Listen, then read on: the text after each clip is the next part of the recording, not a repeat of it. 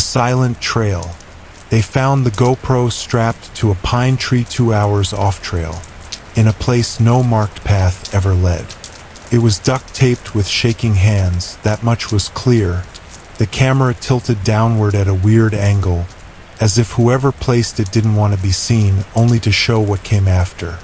That's what got the attention of the search and rescue team. The lens didn't face a body, faced a trail. One no one remembered being there before. The man who found the camera, an experienced ranger named Collins, turned it on while still standing in the brush.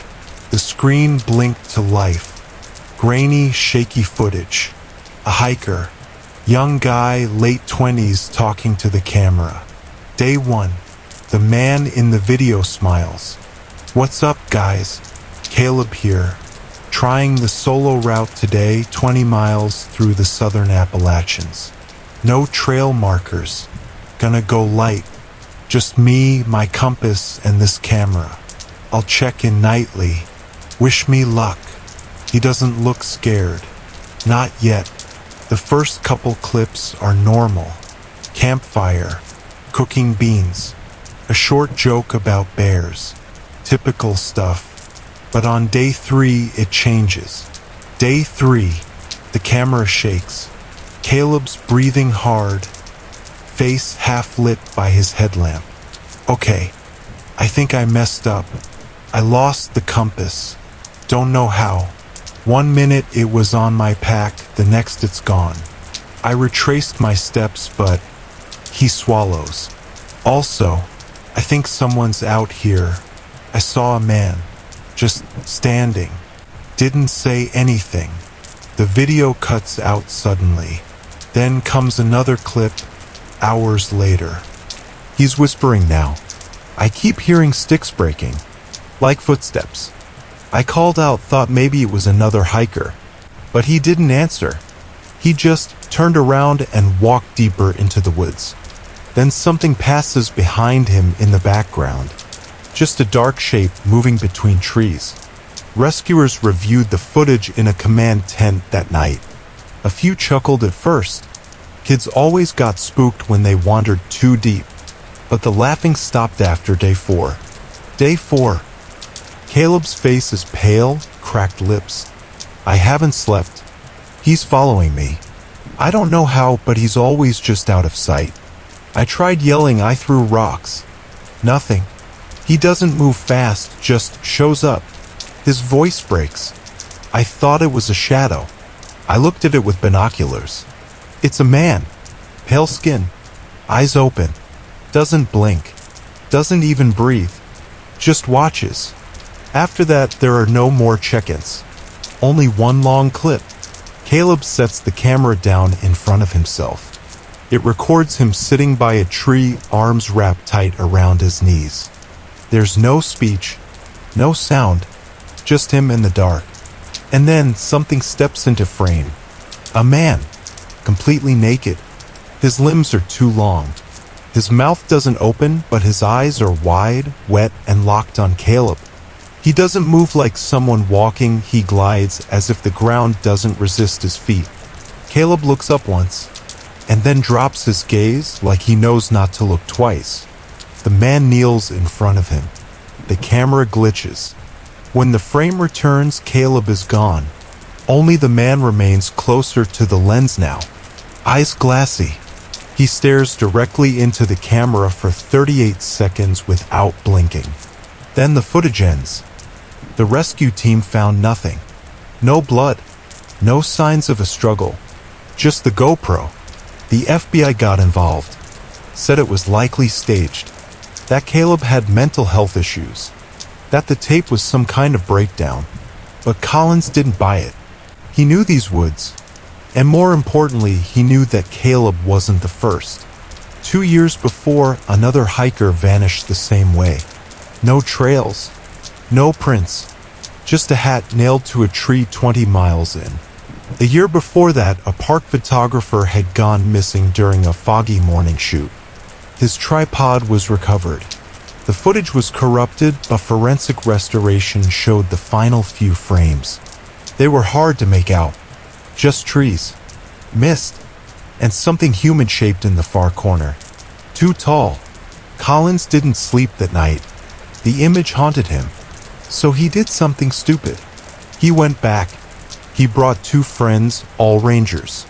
Told them it was a training run. Packed light. Carried the GoPro in his bag, fully charged.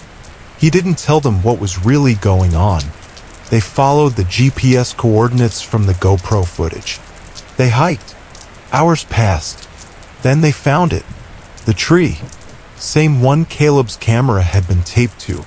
The duct tape still hung there, some bleached and brittle. They decided to stay the night. It was quiet at first. Then at 1:13 a.m., one of the rangers woke Collins. "There's something out there," he whispered. They all heard it. Soft crunching. Heavy, careful footsteps like something trying not to be noticed. They flashed their lights in every direction. Nothing. Only trees. Then Collins turned around and saw a shape standing behind the tree line. Bare, tall, motionless. It didn't run. It didn't blink. It just stood, watching. The ranger next to him called out, "Hey, are you lost?" No answer. Collins raised his rifle. "Say something." Nothing. Then it moved. Not forward, just to the left. And then to the right. A step. A sway. Like it was testing reactions. One ranger bolted. Screamed something about being watched since sunset. Collins didn't move. Neither did the other man. They stood frozen. And the pale man stepped closer. 3 steps. Then he tilted his head and opened his mouth wide. No sound came out. Just a low inhale. Collins fired. The shot echoed through the woods. The pale man didn't flinch, he just faded backward, like smoke. Gone. By the time they packed up, the 3rd ranger was gone. They found his boots by the tree. Nothing else. They left the woods and never spoke of it again. But that wasn't the end. 3 months later, Collins received an envelope with no return address. Inside was a flash drive. On it, just one file. Footage from a new GoPro. Different angle, different time. Same woods. Same pale figure. But this time it was Collins on the screen, sleeping in his tent, mouth open, breathing soft. And standing behind him, barely visible through the fabric. A face pressed into the tent wall. Wide eyes. Staring. Not blinking. He was never alone. Not him. Not Caleb. Not the ones before or after. Whatever walks those woods doesn't run. Doesn't speak. It waits. And watches. And once you see it, it follows. Forever. The Knockers of Black Hollow. They were 3 nights into the camping trip when the first knock came. It was subtle at first. Just a soft, almost polite tap tap tap on the nylon fabric of Liam's tent. He sat up, heart kicking in his chest, listening to the rustling wind and the far-off call of an owl. He unzipped the flap and peered out. Nothing. No sign of his friends, no movement in the dark woods. Just the crackling remains of their campfire and the sway of tree limbs against a moonless sky. He told himself it was a branch or maybe a squirrel. But when he lay back down, the knocks returned. This time on the other side. Day 1, arrival. Black Hollow wasn't on most hiking maps. Tucked at the edge of a forgotten forest preserve, it was known more by word of mouth than anything official. Locals called it cursed, said people disappeared. But to college seniors Liam, Ty, and Nessa, it sounded like the perfect place to disappear from stress, phones, and noise. The first day was perfect. Cool breeze, dappled sunlight, the kind of quiet you don't get anywhere near cities. They set up camp by a long dry creek bed and laughed over burnt hot dogs and bad ghost stories. But even then, Nessa thought she saw something in the woods. A shape, too still. She didn't say anything, Not yet. Night 1, the knock. That first night, Liam heard the knocks. But he didn't mention it in the morning, just rubbed sleep-deprived eyes and told himself it was in his head. They spent the day hiking higher into the hills. Ty found a deer skull and hung it from a tree, joking that it would scare off spirits. Nessa didn't laugh. That night, she heard it too. Knock, knock, knock. Only this time, it wasn't on her tent. It was on Ty's. 3 gentle taps. Then a pause. Then 3 more. She stared through the mesh window, but the moon was gone and the woods were pitch black. Then she heard Ty whisper something from inside his tent. Not funny, Liam. She didn't move. She hadn't left her tent. And Liam's tent was zipped shut too. Day 2, unease. In the morning, Ty looked exhausted. Okay, who was screwing with me last night? Liam shrugged. You mean the knocking? Ty froze. You heard it too? Nessa nodded. I thought it was one of you. They all stood still for a moment. The fire had burned low and the food bag had been knocked from the tree. But nothing was taken. No prints. No claw marks. Just moved. They tried to laugh it off, but the tension followed them all day. Trees felt closer. The trail they'd hiked yesterday seemed unfamiliar. It was Nessa who found the carving on a nearby oak. Don't open to the sound. It looked old. Chiseled deep. The bark had grown around the letters. Night 2, the voices. They stayed close to the fire that night. You think someone else is out here? Liam asked. Ty scoffed. There's nobody out here. We're the first dumbass in years to come this deep. But they kept the fire going longer. Told no stories. Drank warm beer in silence. They didn't mention the knocks. But when they went to bed, they made a plan. No one leaves their tent tonight. No matter what. It didn't help. At 2:11 a.m., Liam woke to something new. Not just knocking. Whispers. Not words. Not even a language he knew. Just a dry, papery voice sliding against the tent wall. And then, knock, knock, knock. This time he saw the silhouette. A child-sized figure crouched beside his tent wall. Head cocked. Hands touching the fabric. Then it turned. And crawled, not walked, crawled to Ty's tent. He heard Ty mutter in his sleep. Then gasp. Then scream. The zipper unzipped itself from the outside. Liam burst out of his tent. The fire was out. His flashlight flicked once and died. Ty was gone. His tent was completely collapsed, trampled as if by dozens of feet. But no prints. Only the small, shallow indentations of bare toes. Day 3, search. They searched for Ty all morning. Hours of shouting. Following the broken brush. Nessa found his shirt. Shredded and stuffed into a hollow tree trunk. Liam didn't want to admit it, but it looked placed there. Like bait. They went back to camp. Shaken. Packed their things. But the woods had changed. The trail they came in on was gone. Replaced by trees they didn't recognize and a new path they'd never seen before. Straight, flat, and too clean. It led deeper in. They followed it. What else could they do? Night 3, the hollow ones. They didn't set up tents. Just sat by the fire, weapons in hand. Nessa held Ty's hunting knife. Liam gripped a fire poker. They didn't talk. The knocks started around midnight, but this time not on tents.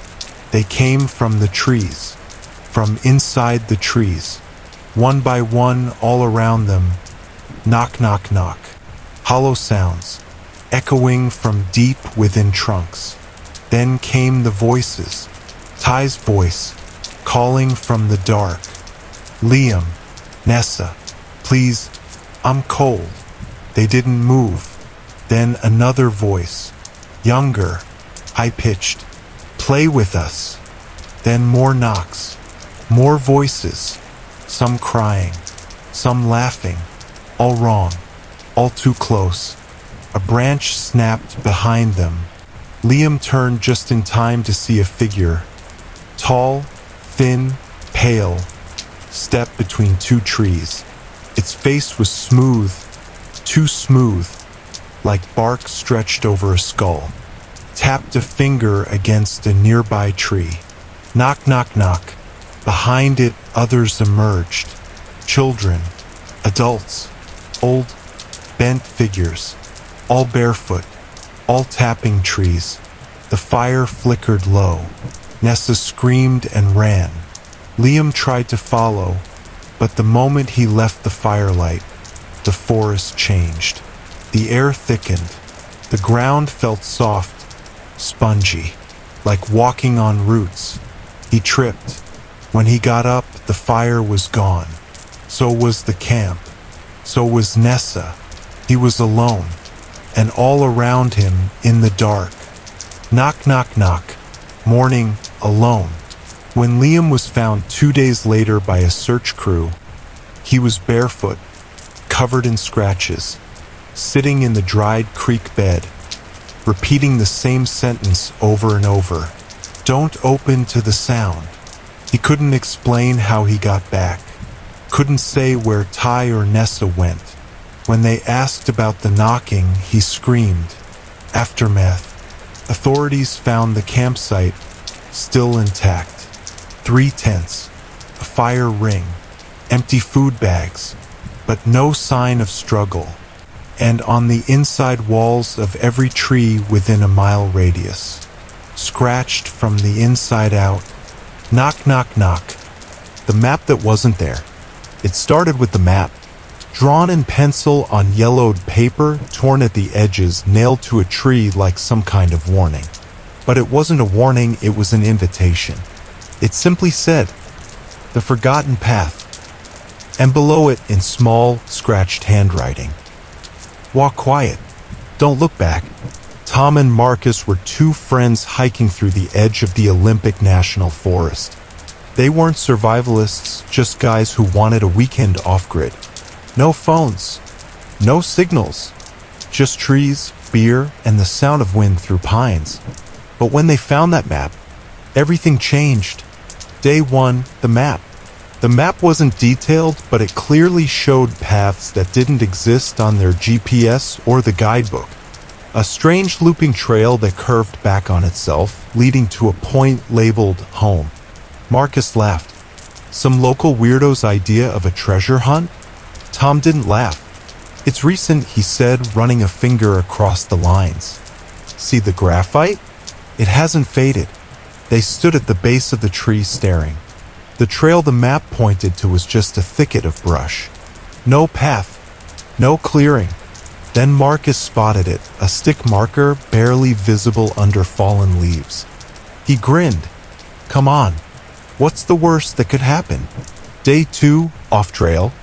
At first, it was like any other backwoods trail. Tight turns, sloped ground, odd clusters of mushrooms. But then the weird stuff started. They passed the same rock twice. A giant moss-covered boulder with a split down the middle. Tom swore it was the same one. Marcus brushed it off. "You're just tired." But by the 3rd time they passed it, even Marcus went quiet. Then they found the second map, pinned to a tree stump. Same pencil, same paper. But this one showed new trails, ones that hadn't been on the first map. The words "You are here" were written in the center, but when they tried to line it up with their GPS, they were in blank space, just green void. Nightfall, voices. They made camp in a clearing. Tom stayed quiet while Marcus drank warm beer and poked at the fire.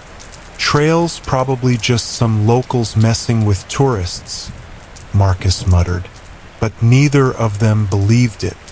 Around 2 a.m., Tom heard it. A voice, calling from the trees, not shouting, just speaking, calm, dry, repeating, "This is the way, this is the way, this is the way." He woke Marcus. They stayed up till dawn with the fire burning high. They didn't speak. Day 3, the shift. The trail changed. What was soft moss yesterday was now cracked, dry mud. The air was thicker. The sky never brightened fully, just stayed a hazy gray.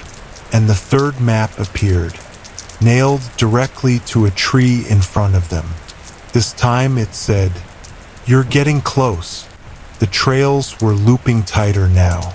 Every direction seemed to circle back.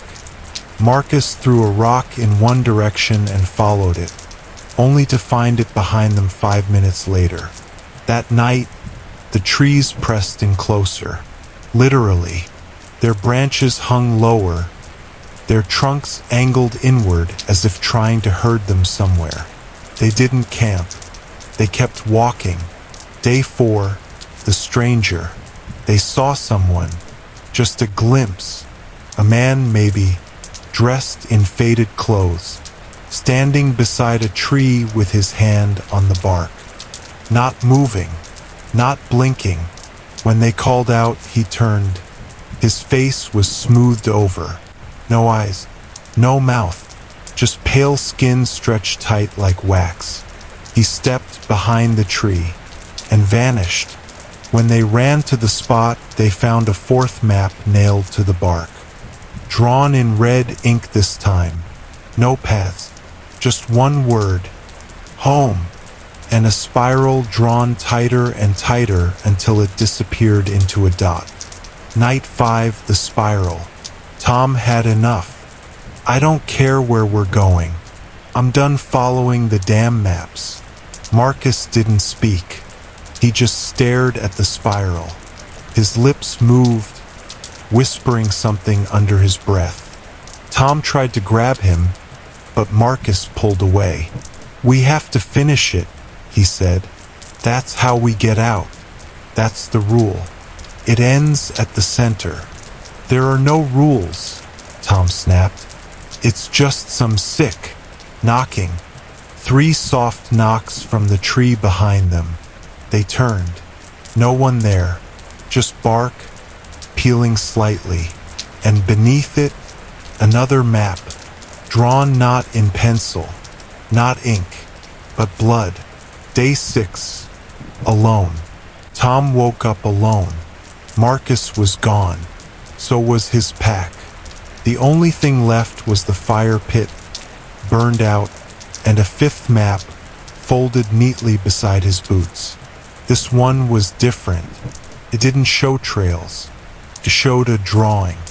A man standing in the woods, surrounded by trees, surrounded by faces. None of the faces had mouths, and under it, "He who looks back stays." Tom turned the map over. On the back, scratched deeply, "You already looked." The final day, home. Tom wandered until the trees began to blur, until the sky turned a solid shade of gray, until sound stopped. No birds, no insects, no wind, just silence. And then he saw it. The tree, massive, rotting, black bark, a crude wooden door cut into its trunk. The word home carved into it again and again and again. He stepped forward. He reached for the handle. He opened it. Inside, a room. Plain. Empty. For walls. Marcus standing in the center. Eyes hollow. Skin pale. Smiling. But wrong. Wrong smile. Too wide. Too still. Tom stepped back, but the door closed behind him. And on the inside of the door, another map, showing his face, and the path he took, and the final destination. Mapmaker. Aftermath. Tom's body was never recovered. But 2 months later, a new hiker in the Olympic forest found a hand-drawn map nailed to a tree. It was clean, recent, in pencil. It read, "The Forgotten Path. Walk quiet. Don't look back." And in the corner, a signature.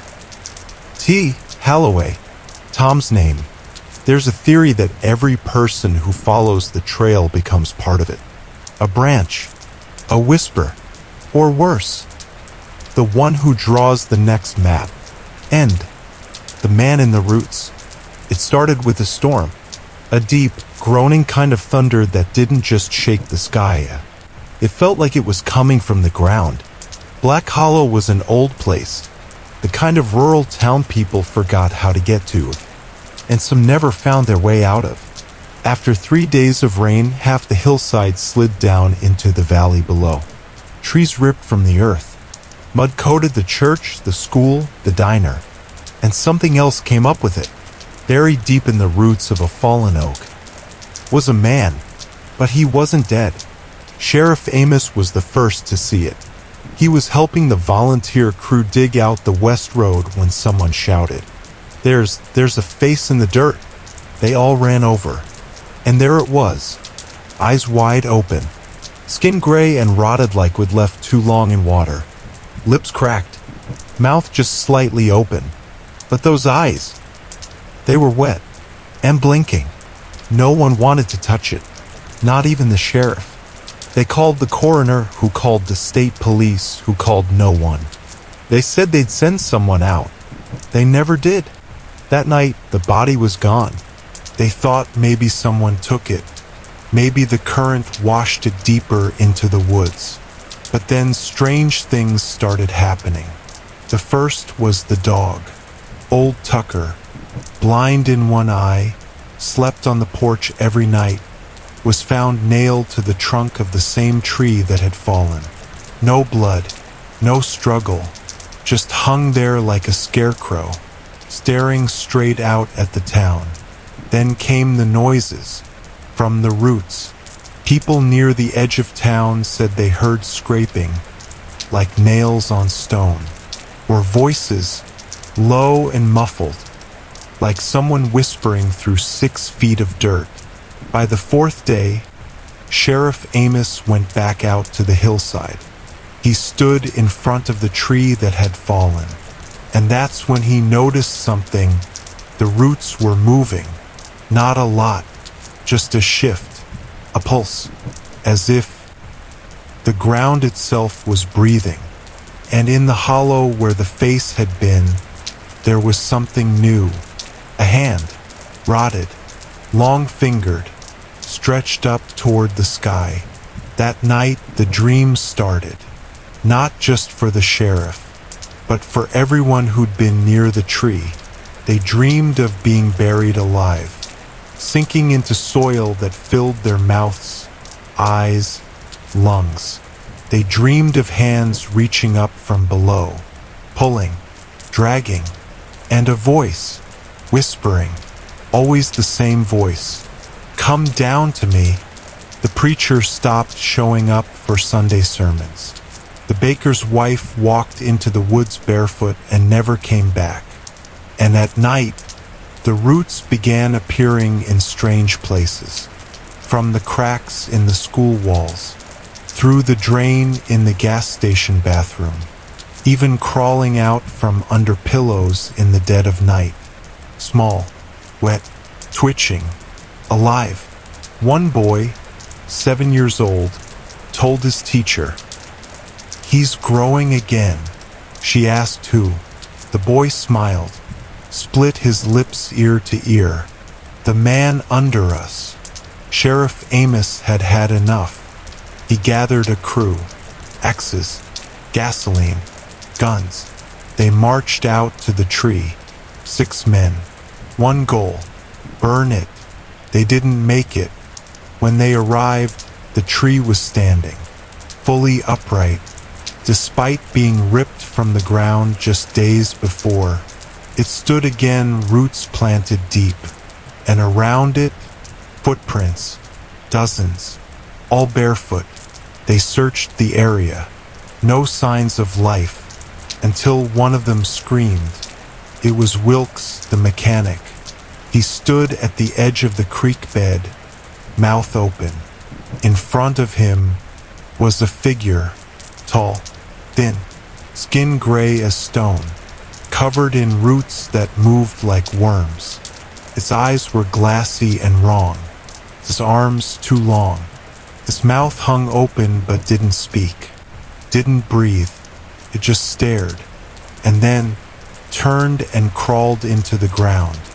Not walked, crawled, head first, into a space beneath the roots, as if the earth had opened up just for it. The others ran, all but Sheriff Amos. He stayed behind, and no one's seen him since. The next morning there were more roots, curling under doorsteps, wrapping around trees that hadn't moved in 100 years. And at the base of the old oak, there was a sign, carved deep into the trunk. Fresh. 3 words. I am spreading. Since then, the town's been dying slow. No one talks about the hillside. No one goes near the tree. But sometimes, if you walk past the woods at night, you can hear something. Low, wet, rhythmic, like breathing, like something just beneath the surface, waiting, growing, listening. So if you ever come across an old oak, roots twisted, bark black as ash, don't touch it, don't speak near it, and whatever you do, don't listen, because if you do, he'll hear you, and he'll remember. The man in the roots never forgets. The camp that wasn't there. They didn't plan to find the camp. It wasn't on any map, not listed online, not mentioned in the hiking blogs or Reddit forums they swore by. No, it was a stranger who told them. 5 friends at a rest stop halfway through a road trip. One of them, Drew, had asked the cashier if there were any good quiet trails nearby. The old man behind the counter just stared a little too long, then said, "You want real peace? Try the fire road past mile marker 11. No one camps there no more, but the forest's different. Feels like it remembers you." He grinned with too many teeth, and that should have been a red flag. But of course, they went anyway. Day 1, the perfect camp. They hiked in through the fire road as instructed. No signs, no markers, just a winding dirt trail slowly swallowed by trees. And then, like magic, they found it. A clearing, level, soft pine needles, a fire ring made of stone, perfectly circular, logs arranged like seats, even a small wooden sign nailed to a tree. Camp here. You're safe. They laughed, called it creepy but cool, set up tents, made dinner, told stories under stars. It was too perfect, way too perfect. Night 1, the stars. They noticed it when the fire died down. The stars above them weren't right. Too many, too bright, too still. No blinking airplanes, no satellites, just a sky that looked painted on. Jake, the astronomy nerd, was the first to say it. "That's not Orion. That's not anything." They brushed it off. Maybe they were just tired, but none of them slept well. Day 2, the repeats. The next morning felt off. There were no bugs, no birds, no wind. Even stranger, when they tried hiking out just to explore the surrounding trails, they circled back to camp within minutes. Every time. GPS didn't work. Compass spun. Even their own footprints looped back, like something was folding space around them. They stayed a second night. This time, things got worse. Night 2, the voice? Around 3 a.m., Sarah woke up to whispering. She thought someone was outside her tent. But when she peeked out, everyone was asleep. Except the voice didn't stop. It wasn't English. Not even words. Just a low, murmuring sound like someone whispering underwater. And it was coming from the fire ring. She turned her flashlight on and stepped closer. Nothing was there. No movement. Just ash. Then her light flickered. And for half a second she saw something. A mouth in the dirt. Where the fire pit was. Open, breathing, gone when the light came back. She didn't tell the others, because when she woke up the next morning, the fire ring was gone, just smooth, undisturbed soil. Day 3, vanishing. That's when Drew disappeared. He went to be behind a tree and never came back. They searched, screamed his name, followed the only trail out. Nothing. But when they returned to camp, he was there, sitting on one of the logs, smiling, except he wouldn't speak, wouldn't blink, wouldn't move, just smiled. They tried shaking him, yelling, even slapped him. He just sat there, mouth locked in that same frozen grin. Jake swore his eyes weren't focused, like he wasn't in there anymore. They zipped him into a tent and kept the fire lit all night.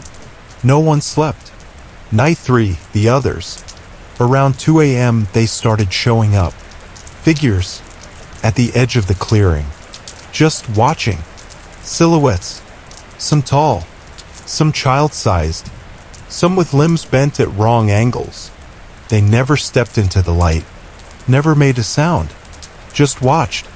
When Lisa turned to ask Jake if he saw them too, he was gone. Not ran, not screamed, just gone. And in his place, a copy. Same face, same clothes, same posture. But like Drew, it didn't blink, didn't breathe, didn't move, just stared straight ahead. They were being replaced, one by one. Final day, the realization. Sarah and Mateo were the only two left. They tried running. Didn't matter. Every path led them back to camp. No matter where they turned, the clearing would appear again. Sometimes with different trees, sometimes with different logs, but always the same air. Still, empty, artificial. And that's when Mateo said it. "I don't think this is a forest." Sarah looked at him. He pointed at the trees. "They don't move in the wind. There's no wind. There are no bugs." The camp was already here. The sign, the logs, everything. "I think it's a replica." Of what, she asked. He hesitated. Of Earth. That night, he was taken. She saw it. Saw them, the figures, walking when her fire died. 6 of them, each with a different face. They didn't touch him. He just stood and walked with them, smiling. She screamed until morning. Escape. Sarah doesn't know how she got out. She woke up on the fire road, muddy, scratched, alone. No gear, no friends, no camp. She walked until she hit the highway. A trucker picked her up. She was dehydrated, raving. Authorities said it was stress, isolation, that her friends probably got lost, wandered off. Wildlife, maybe? But they couldn't explain her story, or the fact that she had no memories between the 3rd night and the moment she woke up. Or this. The campground no longer exists. Local rangers say there's no clearing there. No fire ring. Just trees. Unbroken forest. No sign anyone ever camped there at all. One last thing. Sarah moved to another state. New job. New therapist. Tries not to talk about it. But sometimes late at night she dreams of the camp. Still imperfect. And the sign on the tree.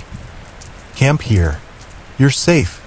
But now, it has a new message carved into the wood. Thank you for visiting. A new version has been generated because somewhere out there, in some other forest, there's a new clearing with new logs and a new sign waiting for the next group to stumble in. And when they do, the figures will be watching, learning, copying, because it was never a campsite. It was a test.